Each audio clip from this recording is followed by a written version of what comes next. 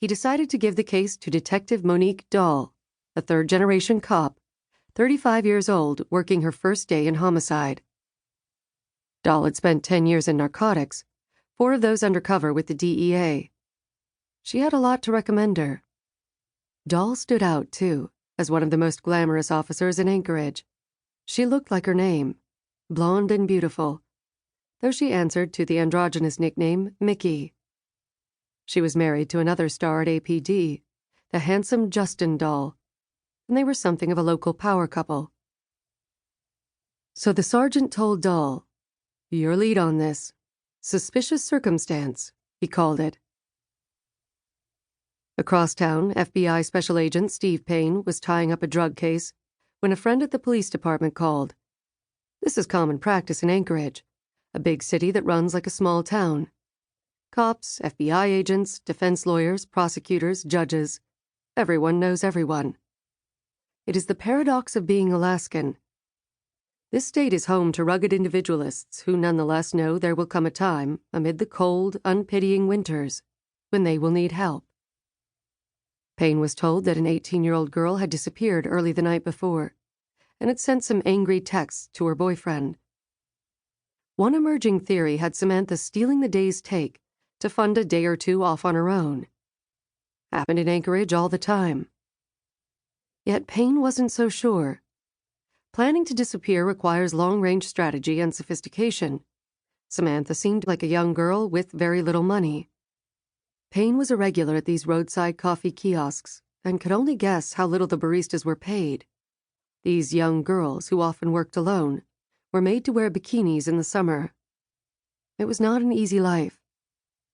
Besides, where would a teenage girl go by herself on a dark and freezing Wednesday night? The weather had been brutal, just over 30 degrees, snow covering the ground. Samantha didn't have her pickup truck that night. Her boyfriend Dwayne did. Anchorage isn't a walkable city. Samantha just wandering off, alone and on foot, made no sense. If she had gone to a friend's house, as she'd told Dwayne in text last night, chances were the police would already have found her. He offered to help. "We've got enough people," came the reply. "We think we know what this is." Payne hung up. This didn't sit right. As he well knew, the first rule of any investigation was to keep an open mind.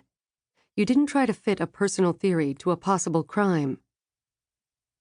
He had heard that the police never even taped off the kiosk earlier that morning, when Samantha was reported missing, and her fellow barista then spent the morning serving customers. If the kiosk was in fact a crime scene, it had already been contaminated. Unbelievable, Payne thought. This was basic stuff, knowing that the first hours of an investigation are everything, presenting as they do the freshest leads, the most telling witness interviews. Crucially, investigators themselves are at their most curious and engaged, confronting a brand new mystery with brand new players. This sets the tone for everything to come. With missing people, especially a child, and Payne considered Samantha a child, these earliest moments, handled correctly, will give investigators the best chance of finding them alive and well. He didn't want to overstep, but he couldn't help himself. He called APD, leaving messages, waiting all afternoon for a reply. Finally, at 8 o'clock that night, Payne's phone rang. It was Detective Dahl. "Some things have changed," she said. Payne made the 12-minute drive from the FBI's Anchorage field office over to APD. He was 6 years older than Dahl and had been with the Bureau for 16 years, born and raised in Anchorage, a rarity. Most folks who live here, like Dahl, are expats from the lower 48. Payne understood the psyche of the city. He understood the bias police could have when it comes to Anchorage's poor and troubled, the lost causes. He didn't want to see Samantha dismissed.